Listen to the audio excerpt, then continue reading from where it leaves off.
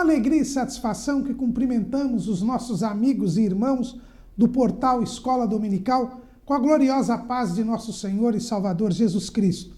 Estamos dando início a mais um estudo complementar neste terceiro trimestre de 2020, onde nós estamos proporcionando aos irmãos estudos mais aprofundados a respeito da Epístola de Paulo aos Efésios.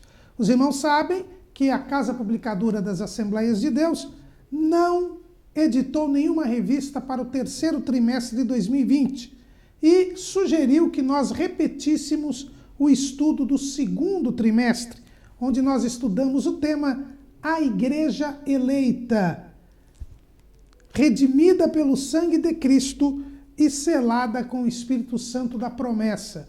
É um estudo da Epístola de Paulo aos Efésios, que nós tivemos o prazer de ter como comentarista o pastor Douglas Roberto de Almeida Baptista, presidente da Assembleia de Deus da Missão do Distrito Federal, em Brasília, na capital da República, e presidente do Conselho de Educação e Cultura da Convenção Geral das Assembleias de Deus no Brasil. O portal Escola Dominical entendeu que a mera repetição seria contraproducente, porque muitos irmãos se empenharam, mesmo diante da dificuldade da pandemia do Covid-19, a ensinar e a ministrar as aulas. Embora nunca seja demasiado estudar a palavra de Deus, Paulo mesmo dizia que não se cansava de ensinar as mesmas coisas, nós entendemos que uma mera repetição poderia ter um efeito contrário até na frequência da escola bíblica dominical. Por isso, resolvemos fazer 5 estudos complementares que podem ser estudados pelos irmãos que não quiserem repetir simplesmente as aulas do trimestre passado. E hoje estaremos estudando o estudo complementar número 3, que tem como título Os 7 Unos de Efésios. Em Efésios, Paulo fala sobre a unidade da igreja. E esta unidade da igreja é apresentada em 7 aspectos.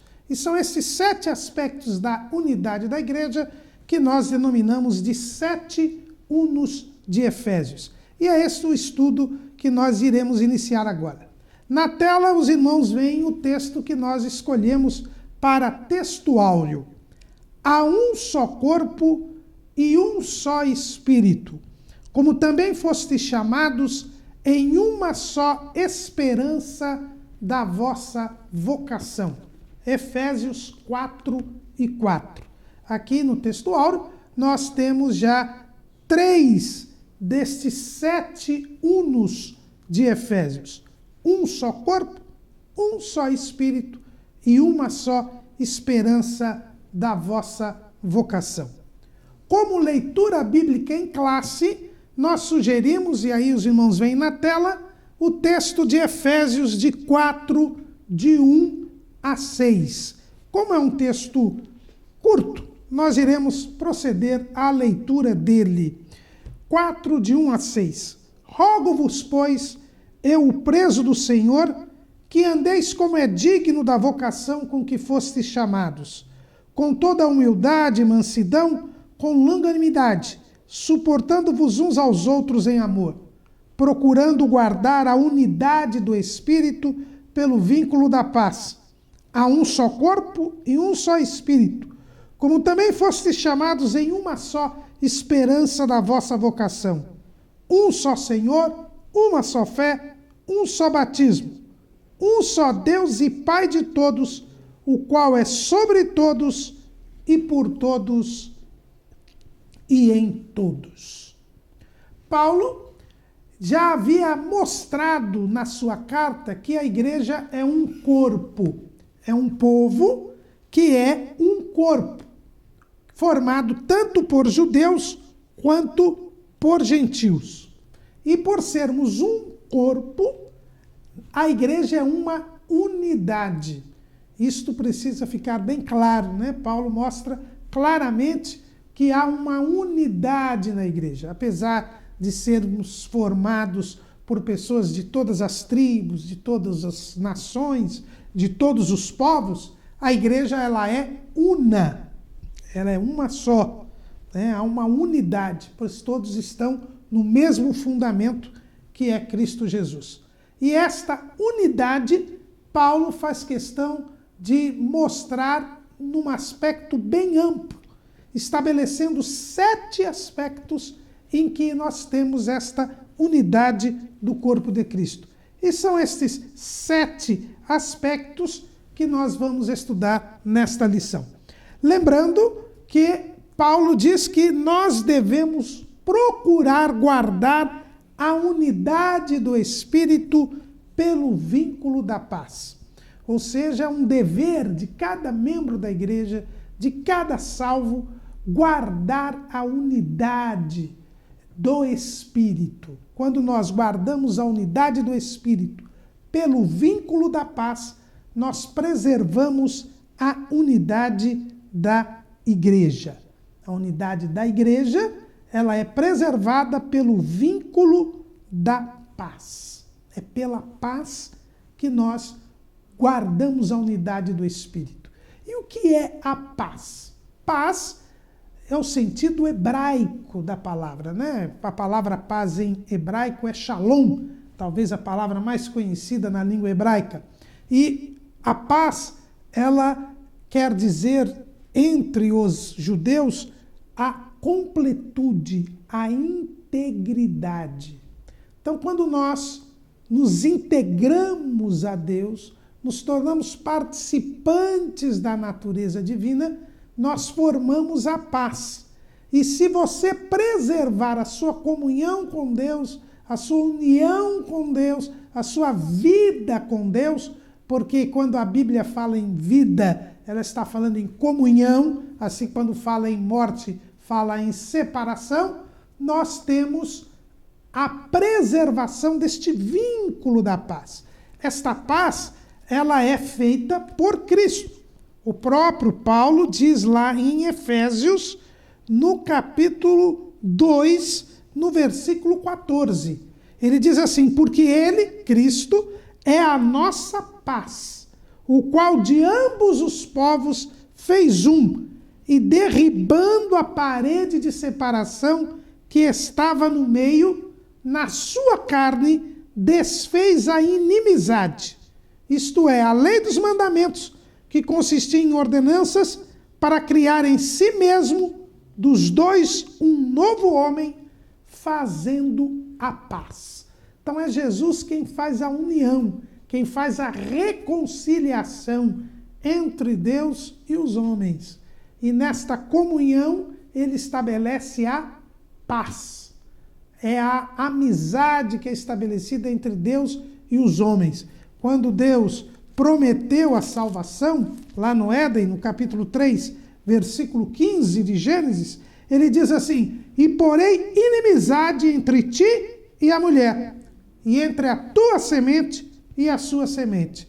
Esta te ferirá a cabeça e tu lhe ferirás o calcanhar. Então aqui, Deus já mostra que a salvação seria a separação entre o maligno e a humanidade, a inimizade entre a serpente e a mulher, e, por conseguinte, a reunião entre Deus e o homem. É a paz. Esta paz que Paulo também fala lá em Romanos, capítulo 5, versículo 1. Sendo, pois, justificados pela fé, temos paz com Deus por nosso Senhor Jesus Cristo. Então, Paulo diz que quando nós nos vinculamos a Deus por Cristo, nós passamos a ter paz, passa a haver uma integridade, uma comunhão, uma completude entre Deus e os homens. E este vínculo, quando ele é mantido, quando ele é preservado, quando ele é cultivado, ele gera a unidade do Espírito. E esta unidade do Espírito é que explica a unidade da igreja. Mas quem é este Espírito? Aí na próxima tela, vocês veem que a próxima tela, né, nós vemos a unidade da igreja. Né? A unidade do Espírito gera a unidade da igreja. E quem é o Espírito. O Espírito é o Consolador. Jesus disse que ele seria o outro Consolador. Você encontra lá no Evangelho segundo escreveu João, capítulo 14, versículo 26. Jesus diz assim: mas aquele Consolador, o Espírito Santo, que o Pai enviará em meu nome, vos ensinará todas as coisas e vos fará lembrar de tudo quanto vos tenho dito. Então, o próprio Jesus disse que o Espírito Santo era o Consolador. Aqui a palavra grega é parakletos. Daí também vem a palavra paráclito. Para, em grego, quer dizer ao lado. Kletos quer dizer chamado. Quem é o Espírito Santo? É a pessoa divina que é chamada a ficar ao nosso lado. O Espírito Santo veio para ficar ao nosso lado e para nos unir a Deus. Então, esse é o papel do Espírito Santo. Ele é o Consolador, aquele que está ao nosso lado. E está ao nosso lado para nos fazer o quê? O texto que nós lemos diz: ele vos ensinará todas as coisas.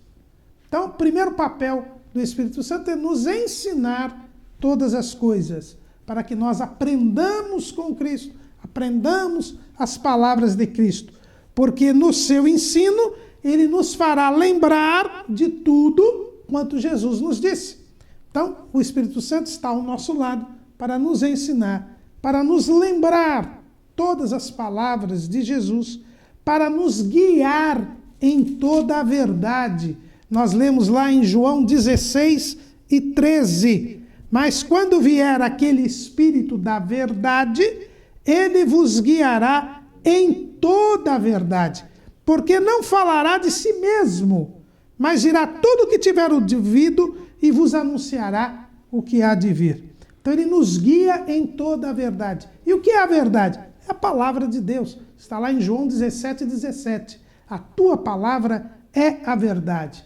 Ele nos anunciará tudo o que tiver ouvido e anunciará o que há de vir.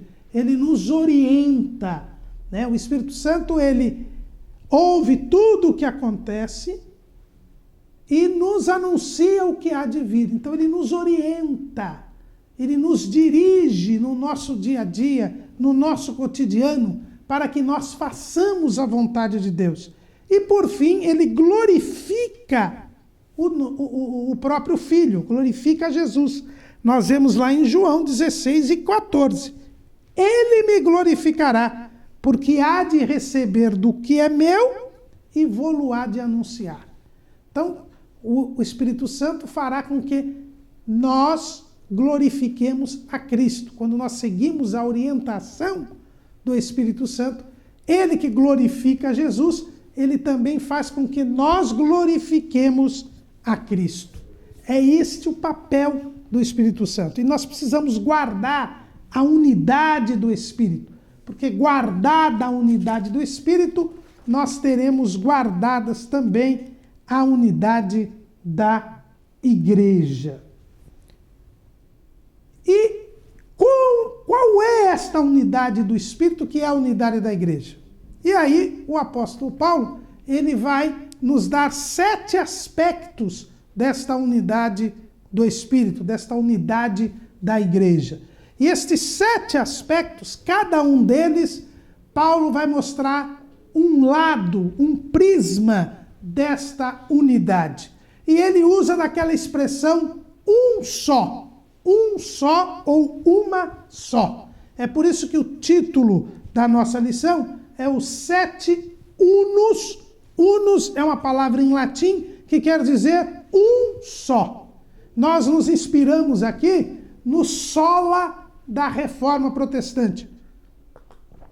Os irmãos sabem que os postulados da Reforma Protestante, iniciada por Martinho Lutero, né, as bases doutrinárias do chamado protestantismo, elas são conhecidas como 5 solas, porque são baseadas na expressão solos em latim, né, que diz só as Escrituras, só Cristo, só a fé, só a Deus dar glória e só a Cristo. Então são 5 sola.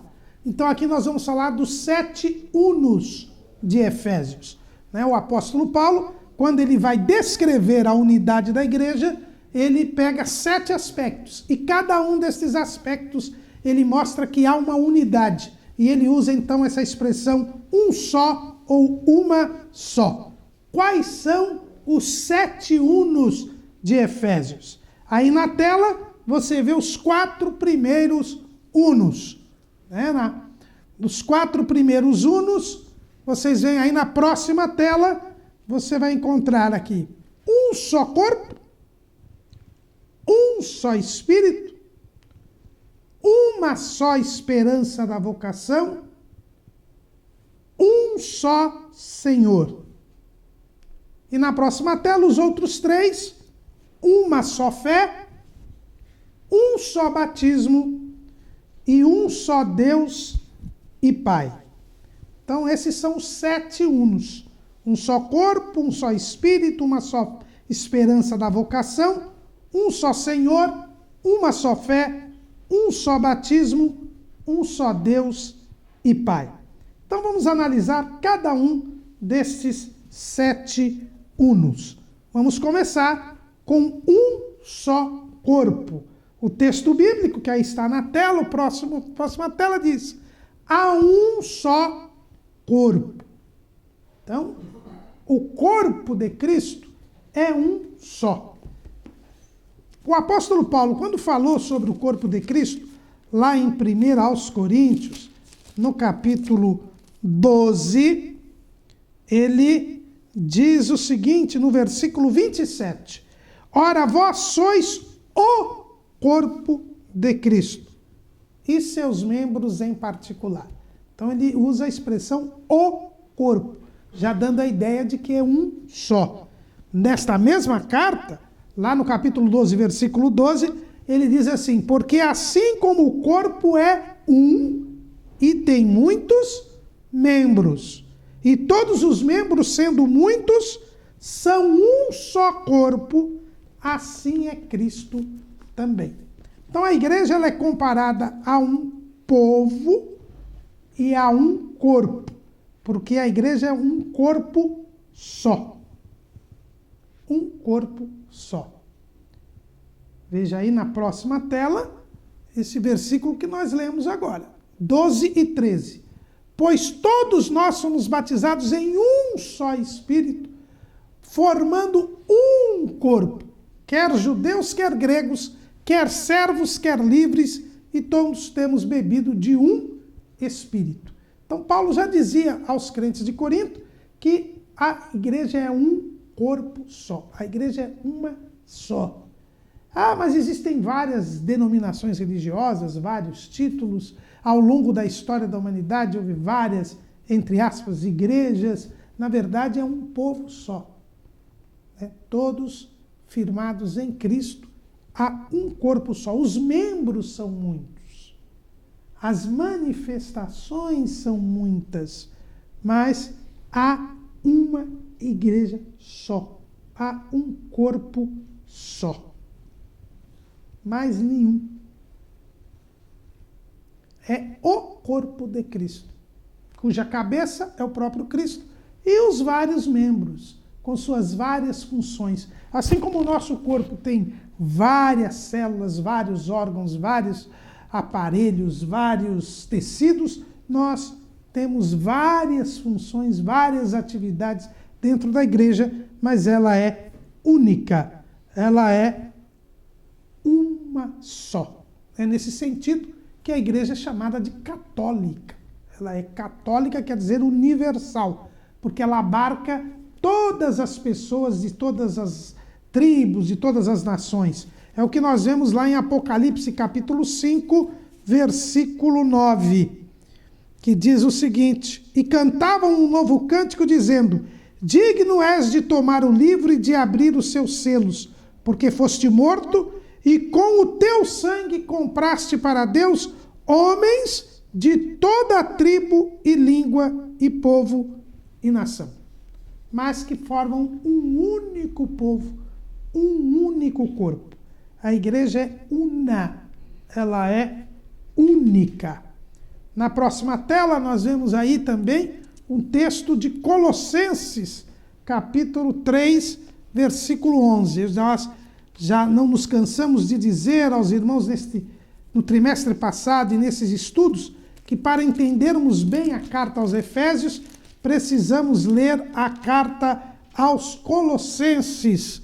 E na carta aos Colossenses, que foi escrita na mesma época e uma complementa a outra, nós temos lá no capítulo 3, versículo 11, escrito: onde não há grego nem judeu, circuncisão nem incircuncisão, bárbaro, cita, servo ou livre, mas Cristo é tudo em todos.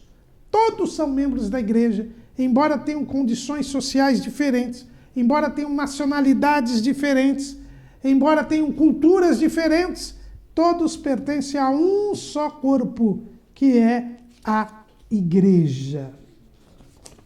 Este é o primeiro unus. É o unus que nos ensina que há um só corpo. O segundo unus, vamos ver aí na próxima tela, está também em Efésios 4:4. Nós já vimos que lá há um só corpo, e agora é dito que há um só Espírito. Só há um Espírito. E este Espírito é o Espírito Santo, o Espírito de Deus. Veja que lá em 1 Coríntios 12 e 13, que nós vimos agora há pouco, é dito que o corpo é um e tem muitos membros. E agora nós podemos ver no versículo 13, pois todos nós fomos batizados em um Espírito, formando um corpo. Então, nós somos inseridos no Espírito Santo. É o Espírito Santo que veio para convencer o homem do pecado, da justiça e do juízo. E é convencidos por este Espírito, pelo Espírito Santo, que nós vamos entrar na igreja. Quando nós entramos na igreja, esta igreja só tem um Espírito, que é o Espírito Santo. É ele quem acompanha a igreja. Lá no livro do Apocalipse, no capítulo 22, no versículo 17, é dito assim: e o Espírito e a esposa dizem, vem.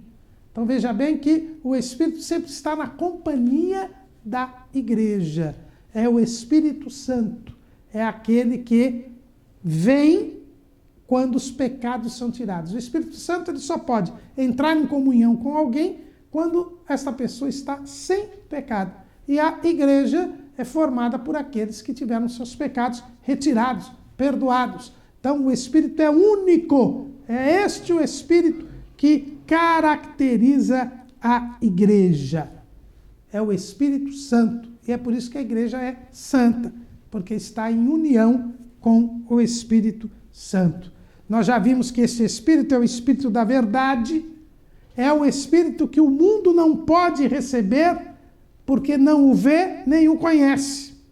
É aquele que nos ensina todas as coisas, que nos faz lembrar de todas as coisas, é aquele que guia em toda a verdade, como nós já vimos. Então este é o segundo unus de Efésios, é um só Espírito. Agora, a próxima tela nós vamos ver que há um só Senhor, uma só fé e um só batismo. Mas lembrando ainda que antes, no versículo anterior, nós temos também uma só esperança da vossa vocação. Porque nós somos um só corpo e um só Espírito, nós sabemos que nosso descanso, nosso foco, nossa finalidade não é ficar aqui. Nós estamos esperando ser levados daqui para os céus, para a glória celestial. existe uma só esperança. Esta esperança é a esperança da igreja. Paulo, quando escreveu lá em 1 Tessalonicenses, e 1 Tessalonicenses, segundo os estudiosos da Bíblia, foi o primeiro livro a ser escrito do Novo Testamento. Paulo, ele escrevendo esta carta, ele faz um resumo do que é a vida cristã. E ele diz lá no capítulo 1 de 1 Tessalonicenses, versículo 9, porque eles mesmos anunciam de nós qual a entrada que tivemos para convosco, e como dos ídolos vos convertestes a Deus, para servir ao Deus vivo e verdadeiro, e esperar dos céus a seu Filho, a quem ressuscitou dos mortos, a saber, Jesus, que nos livra da ira futura. Então, Paulo aqui mostra que a vida cristã é isso, é se converter dos ídolos para servir a Deus e esperar dos céus a Jesus Cristo. O cristão, ele deixa a vida de pecado, ele se converte, ele passa a servir a Deus, mas ele tem um objetivo. Ele está esperando Jesus. Esta é a única esperança da igreja. A igreja espera Jesus Cristo. Esta é a esperança da igreja. O próprio Paulo diz que esta era a esperança dele. Escrevendo aos Filipenses, que também é uma carta da prisão, lá no capítulo 2, no versículo 20, ele diz assim: mas a nossa cidade está nos céus, donde também esperamos o Salvador, o Senhor Jesus Cristo, que transformará o nosso corpo abatido para ser conforme o seu corpo glorioso, segundo o seu eficaz poder de sujeitar também a si todas as coisas. Então Paulo também esperava Jesus. Ele estava esperando Jesus, que iria transformar o seu corpo abatido em um corpo glorioso. Essa também era a esperança de João. Lá na primeira carta de João, no capítulo 3, ele diz assim, versículo 2, amados, agora somos filhos de Deus e ainda não é manifesto o que havemos de ser, mas sabemos que quando ele se manifestar, seremos semelhantes a ele, porque assim como é, o veremos. E qualquer que nele tem esta esperança, purifica-se a si mesmo, como também ele é puro. Então, a esperança da igreja é a volta de Cristo, é a vinda do Senhor. E ele está muito próximo. Os fatos que estão nos cercando neste tempo mostram bem isto, né? Há uma só esperança da vocação, é a volta de Cristo. Então a igreja tem um só corpo, ela é um só corpo, tem um só Espírito e tem uma só esperança da vossa vocação. Mas aí, como vocês podem ver na tela, nesta mesma tela, nós temos um só Senhor. Um só Senhor. Então, um só Senhor. Quando nós falamos que temos um só Senhor, nós nos lembramos da profissão de fé dos judeus. O judaísmo, ele tem a sua regra, o seu preceito fundamental, que se encontra lá em Deuteronômio, capítulo 6, versículo 4, que diz assim: ouve, Israel, o Senhor, nosso Deus, é o único Senhor. Essa é a crença básica do judaísmo. É a crença monoteísta. Só há um Senhor. Deus é único. E Ele é o Senhor, Ele é o dono de todas as coisas.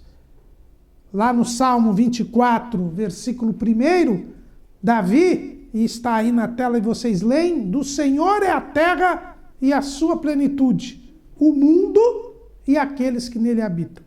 Deus é o dono de todas as coisas por 3 títulos. Na falta de um título de senhorio, Deus tem 3 títulos de senhorio. Em primeiro lugar, ele é o dono porque fez todas as coisas. o Criador de todas as coisas, é o legítimo proprietário.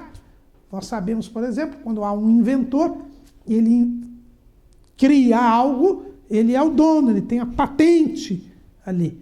Né? Ninguém pode explorar aquilo que ele inventou sem lhe pagar devidamente o valor, porque ele é o dono, dono por criação. Deus é o que o salmista diz aí, ele é o Criador de todas as coisas, porque ele criou todas as coisas. Mas na próxima tela nós vemos o outro título de propriedade de Deus. Está lá em Hebreus, capítulo 1, versículo 3. O qual, sendo o resplendor da sua glória e a expressa imagem da sua pessoa, e sustentando todas as coisas pela palavra do seu poder, havendo feito por si mesmo a purificação dos nossos pecados, assentou-se à destra da majestade nas alturas. Aqui o escritor aos Hebreus diz que o Senhor, ele sustenta todas as coisas pela palavra do seu poder. Então ele é dono pela manutenção. Se eu tenho, por exemplo, esta revista, e eu, de repente, jogo esta revista no lixo, descarto esta revista, eu estou abandonando esta revista. E este abandono representa a perda da propriedade sobre esta revista. Se alguém for lá no lixo e pegar esta revista e levar, eu não posso acusá-la de furto. Não posso dizer que ela é ladrão. Não. Por quê? Porque eu abandonei esta revista. E ao abandonar, eu perdi a propriedade sobre ela. Deus criou todas as coisas, mas o texto diz que ele sustenta todas as coisas pela palavra do seu poder, ou seja, ele mantém, ele não abandona, ele acompanha a sua criação. E por isso ele permanece dono de todas as coisas. Este é o segundo título pelo qual Deus é Senhor. Ele é Senhor porque criou e ele é Senhor porque sustenta todas as coisas. Na próxima tela, nós temos aí o terceiro título de propriedade do Senhor, de Deus, e que mostra que nós temos um só Senhor. Lá em Efésios, capítulo 1, versículo 13, está dito: em quem também vós estáis, depois que ouvistes a palavra da verdade, o evangelho da vossa salvação, e tendo nele também crido, fostes selados com o Espírito Santo da promessa. Aqui, a Bíblia diz que quando Jesus nos compra com o seu sangue, ele nos sela com o Espírito Santo. Quando nós cremos na palavra, no Evangelho, nós somos comprados, porque Jesus já nos comprou, nos derramando o seu sangue na cruz do Calvário. Lá em Efésios, no capítulo 1, no versículo 7, é dito: em quem temos a redenção pelo seu sangue, a remissão das ofensas, segundo as riquezas da sua graça. Então nós temos aqui a redenção, a compra. O que é a redenção? É a compra, é o resgate de alguém. Então isso que é a compra. Jesus nos comprou na cruz do Calvário, morreu em nosso lugar e legitimamente pagou o preço dos nossos pecados. Então agora pela redenção, ele também se torna Senhor. Então nós temos aqui o tríplice título de propriedade de Deus, que faz com que Deus seja o único Senhor. É por criação, por manutenção e também por redenção. Esta é a conclusão que nós temos no chamado quarto unus, que é um só Senhor. Na próxima tela nós vemos de novo Efésios 4 e 5, que diz que nós temos uma só fé. Uma só fé. E aí, para nós verificarmos que temos uma só fé, nós precisamos entender o que é fé.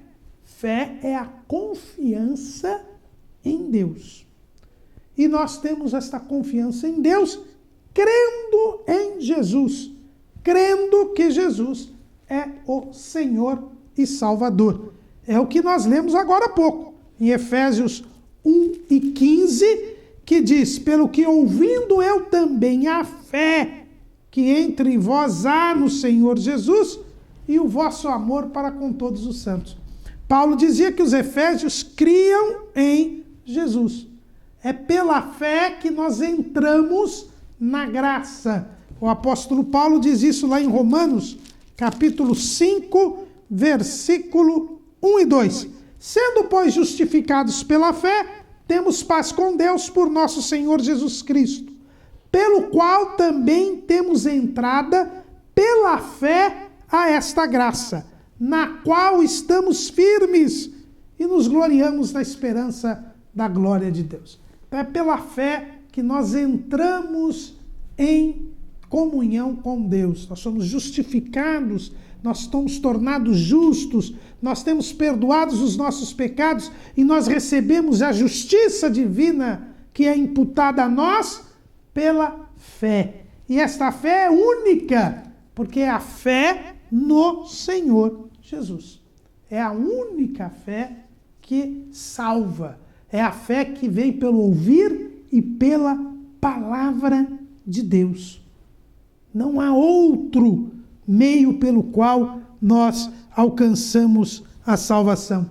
Paulo diz lá ainda em Efésios, no capítulo 3, no versículo 12, no qual, quer dizer, em Cristo, temos ousadia e acesso com confiança pela nossa fé nele. Então veja que é pela fé em Jesus que nós temos acesso ao Pai, acesso a Deus. Nós nos unimos a Deus pela fé, e pela fé em Jesus.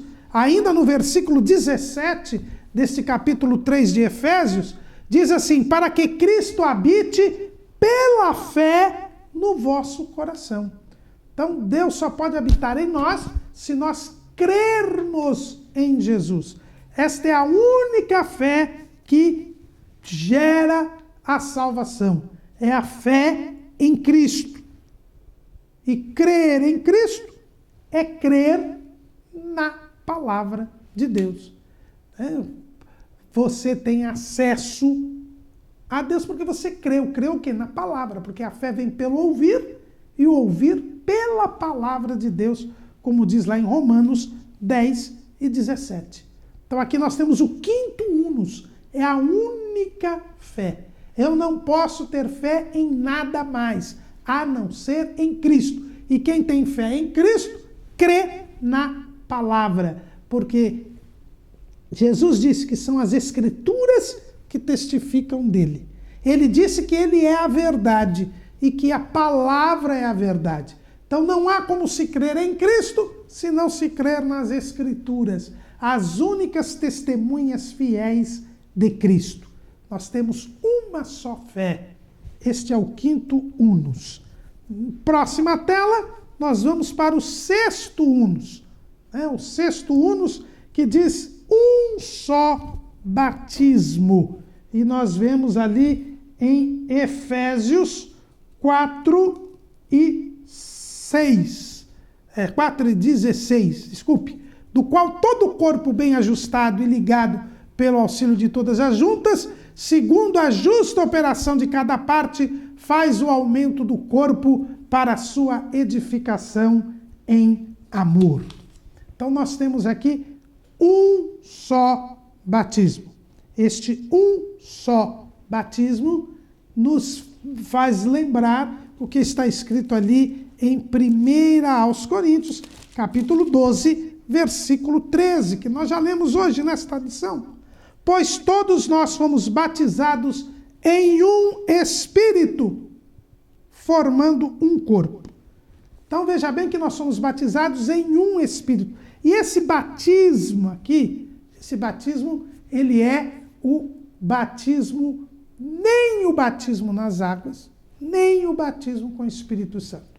Quando Paulo fala aqui que nós somos batizados em um Espírito, ele diz que quando nós cremos em Cristo, o Espírito Santo nos põe dentro da igreja. A palavra batismo quer dizer mergulho. Então nós somos inseridos, nós somos colocados dentro do corpo, que é a igreja. É este ato de colocação nossa na igreja, que é a adoção de filhos, que Paulo chama aqui de batismo. E é só assim que nós entramos na igreja. Nós fazemos parte da igreja a partir do momento que cremos em Jesus, pedimos perdão dos nossos pecados, o sangue de Jesus nos purifica de todo o pecado e nós nascemos de novo. E a Bíblia diz que nós nascemos da água e do Espírito. Nós nos convertemos, os nossos pecados são retirados e nós agora entramos em união com Deus. Neste momento nós entramos no corpo de Cristo, entramos na igreja. O batismo nas águas apenas é uma declaração pública de que nós fomos batizados. Eu gosto muito da nossa declaração de fé quando fala sobre este assunto. Quando fala do batismo nas águas, lá no capítulo 12 da nossa declaração de fé, na página 127, ele diz assim: o batismo em águas é um ato importante e repleto de significados espirituais, que é administrado pela igreja ao crente, mediante arrependimento e confissão de fé, onde quer que o evangelho seja pregado. Nós o efetuamos por imersão do corpo inteiro, uma única vez em águas, em nome do Pai, do Filho e do Espírito Santo. Agora ali é o que ele diz: reconhecemos esse ato como testemunho público da experiência anterior, o novo nascimento, mediante a qual o crente participa espiritualmente da morte e da ressurreição de Cristo. Então, o batismo em águas apenas é um testemunho público do que aconteceu antes. Esse que aconteceu antes, o novo nascimento, é o que Paulo fala que é o batismo no Espírito, em um Espírito. E é um só batismo, só existe um jeito de você ser salvo. É crendo em Jesus e pedindo perdão dos seus pecados, arrependendo dos seus pecados, confessando os seus pecados. É o que Paulo fala lá em Romanos, capítulo 10, versículo 9. A saber, se com a tua boca confessares ao Senhor Jesus e em teu coração creres que Deus o ressuscitou dos mortos, serás salvo. Visto que com o coração se crê para a justiça e com a boca se faz confissão para a salvação.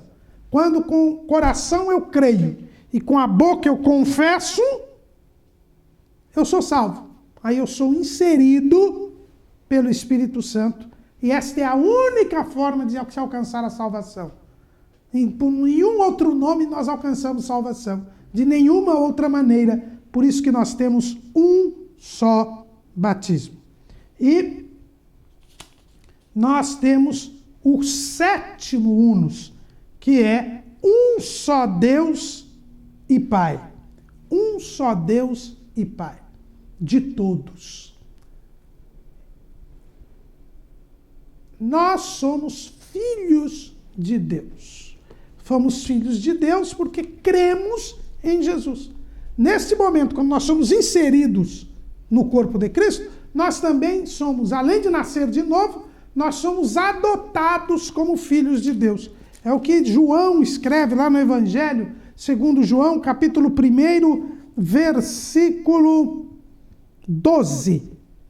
Mas a todos quantos o receberam, deu-lhes o poder de serem feitos filhos de Deus, aos que creem no seu nome.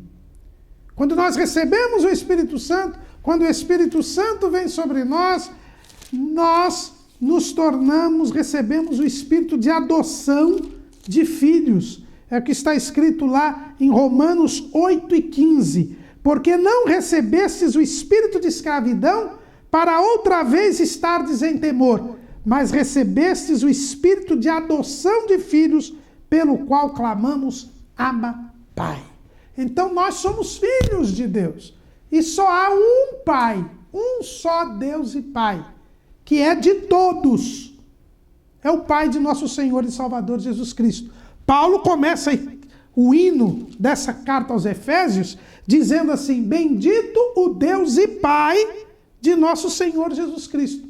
Mas além de Pai de nosso Senhor Jesus Cristo, ele também é nosso Pai, porque nos adotou como filhos. É por isso que nós temos um só Deus e Pai. Toda a igreja tem um só Deus e Pai, que é o Pai de nosso Senhor Jesus Cristo. Mas ele é um Pai que é sobre todos, por todos e em todos. Ele não é só Pai de todos. Ele é Pai sobre todos. Por quê? Porque ele é a cabeça de Cristo. Cristo é a cabeça da igreja. Paulo escreve lá em Efésios, capítulo 1, versículo 22.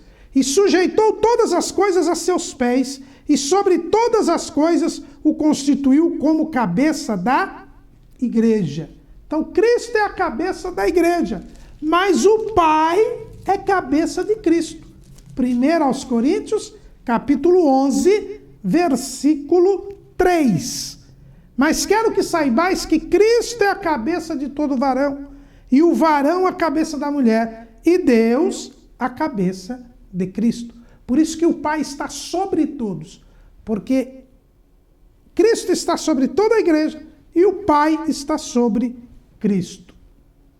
Mas o Pai também é Pai por todos. Ele enviou o seu Filho. Ele nos abençoa com todas as bênçãos espirituais nos lugares celestiais em Cristo. Então ele é por todos. Se não fosse o Pai, nós não seríamos salvos. Ele enviou o seu Filho para morrer por nós. Ele quer que nós sejamos salvos. Ele está sempre ao nosso lado. É por isso que Paulo dizia assim: que diremos, pois, se Deus é por nós, quem será contra nós? Deus é por nós. Ele é por todos. Ele quer a salvação de todos. Ele quer levar todos para a sua glória. E ele provou com isso que Cristo morreu por nós quando ainda éramos pecadores. Então ele é por todos. Mas, por fim, ele também é em todos. O Pai está em nós. Está lá em João, capítulo 14, versículo 23. Jesus respondeu e disse-lhe: se alguém me ama, guardará a minha palavra, e meu Pai o amará, e viremos para ele e faremos nele morada.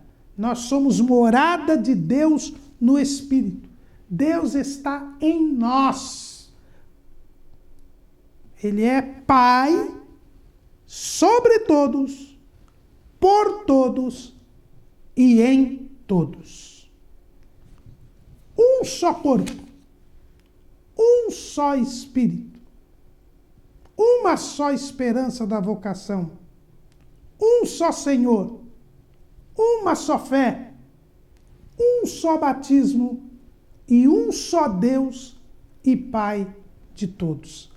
Estes são os 7 unos de Efésios. A completude da unidade da igreja que nos é mostrada pelo apóstolo Paulo nesta carta aos Efésios.